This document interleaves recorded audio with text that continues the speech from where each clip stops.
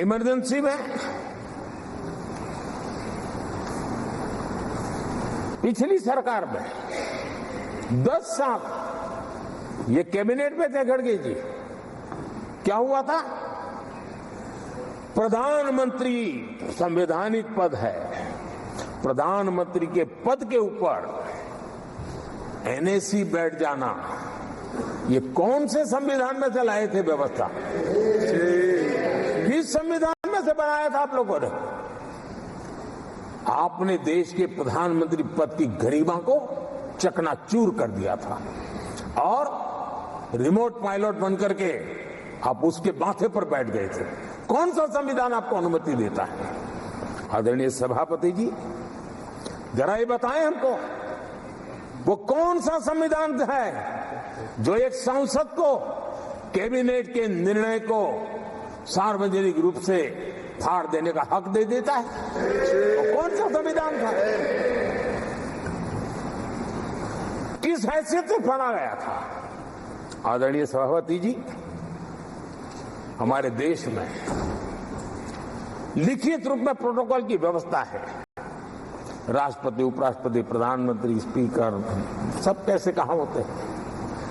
कोई मुझे बताएं कि संविधान की मर्यादाओं को तार तार करके प्रोटोकॉल में एक परिवार को प्राथमिकता कैसे दी जाती थी? कौन सा संविधान था?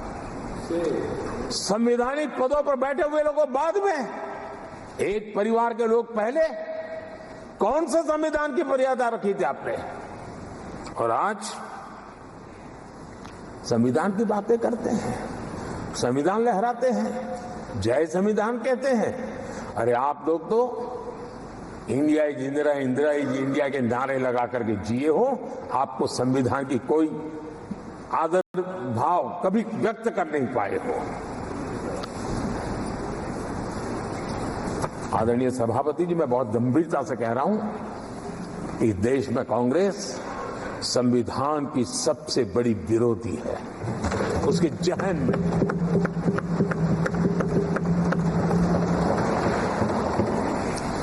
आदरणीय सभापति जी, इस पूरी चर्चा के दरमियान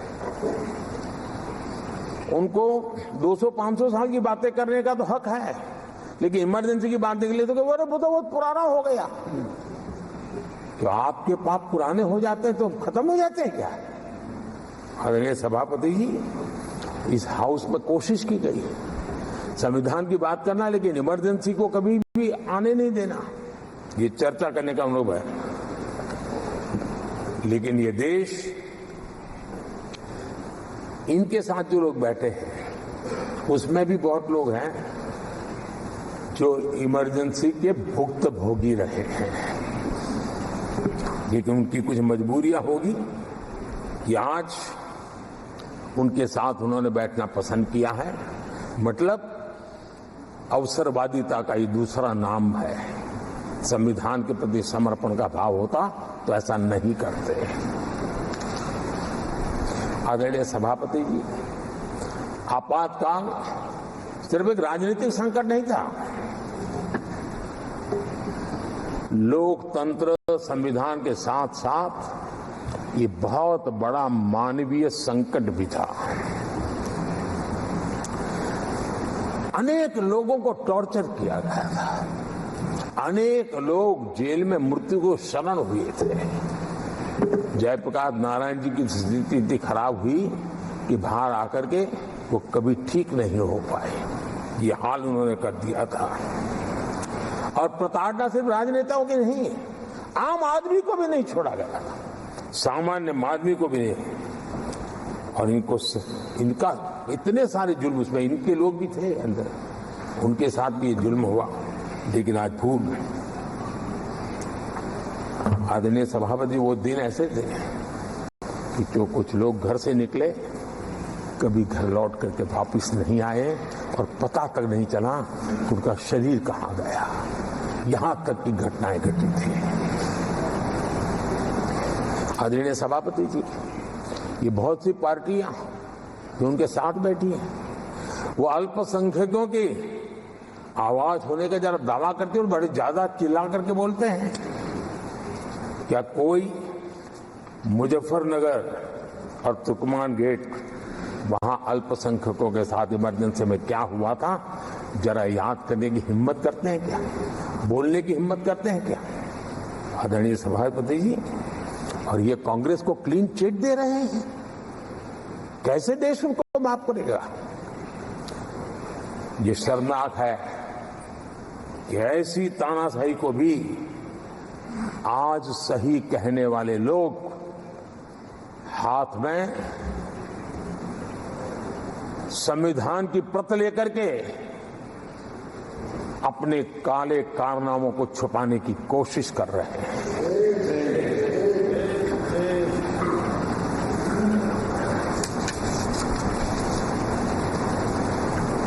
आदरणीय सभापति जी,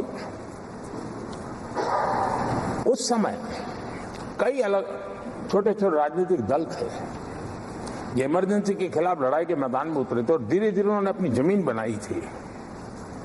आज वो कांग्रेस का सहयोग कर रहे हैं। और मैंने कल लोकसभा में कहा था, अब कांग्रेस का परजीवी युग शुरू हुआ है। ये परजीवी कांग्रेस है, जहां वो खुद अकेले लड़े वहां उनका स्ट्राइक रेट शर्मजनक है, और जहां किसी के सहारे, किसी के कंधे पर बैठने का मौका मिला, वहीं पर से बच करके आए हैं। देश की जनता ने आज भी उनको स्वीकार नहीं किया है, वो किसी की आड़ में आए हैं। ये कांग्रेस परजीवी है, किसी और के कारण सहयोगी दलों के वोट खा करके वो जरा फली फूली है ऐसा दिखता है।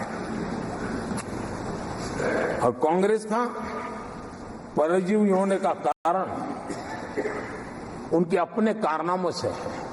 वे देश की जनता का विश्वास नहीं लेता है, वो जोड़ तोड़ करके बचने का रास्ता खोज रहे हैं। जनता जनार्दन का विश्वास जीतने के लिए इनके पास कुछ नहीं है, इसलिए फेक नैरेटिव के द्वारा,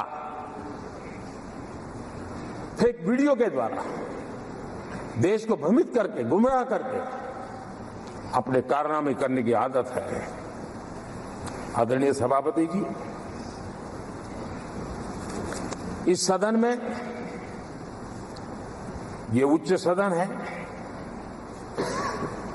यहां विकास के विजन पर चर्चा होना स्वाभाविक अपेक्षित है, लेकिन भ्रष्टाचार के गंभीर आरोपों से घिरे लोग,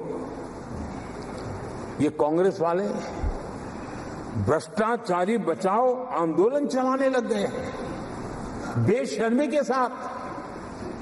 जिनको सजाएं मिली है भ्रष्टाचार में, इनके साथ तस्वीरें निकालने में उनको मजा आ रहा है। पहले ये लोग हमको पूछते थे, बातें तो बड़ी करते थे, भ्रष्टाचारियों पर कार्रवाई क्यों नहीं होती है? और जब भ्रष्टाचारी जेल जा रहे हैं तो हंगामा कर रहे हैं। क्या आप लोगों को जेल क्या भेज रहे हो? आदरणीय सभापति जी, यहां चर्चा के दौरान केंद्र की जांच एजेंसियों पर आरोप लगाए गए हैं। जांच एजेंसियों का ये सरकार दुरुपयोग कर रही है, ऐसा कहा गया है। आदरणीय सभापति जी, अब आप मुझे बताइए, भ्रष्टाचार करे आप, शराब घोटाला करे आप, बच्चों के क्लास के बनाने में घोटाला करे आप, पानी तक में घोटाला करे आप, आपकी शिकायत करे कांग्रेस, आपको कोर्ट में घसीट करके ले जाए कांग्रेस, और अब कार्रवाई हो तो गाली दे मोदी को।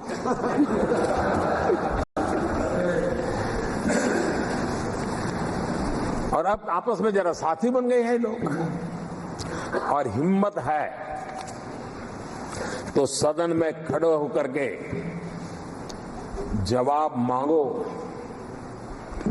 कांग्रेस पार्टी से मैं आप वालों से कहता हूं, कांग्रेस भी बताएं कि आपने प्रेस कॉन्फ्रेंस करके आपके घोटालों के इतने सारे सबूत देश के सामने रखे थे। कांग्रेस ने प्रेस कॉन्फ्रेंस की थी, इन्हीं लोगों के खिलाफ की थी। अब ये बताएं कि ये जो उन्होंने सबूत प्रेस कॉन्फ्रेंस करके सारी फाइलें बताई थी, क्या वो सबूत सच्चे थे या झूठे थे? दोनों एक दूसरे को खोल करके रख देंगे। आदरणीय सभापति जी, मुझे विश्वास है ऐसी चीजों का जवाब देने की उनके अंदर हिम्मत नहीं है।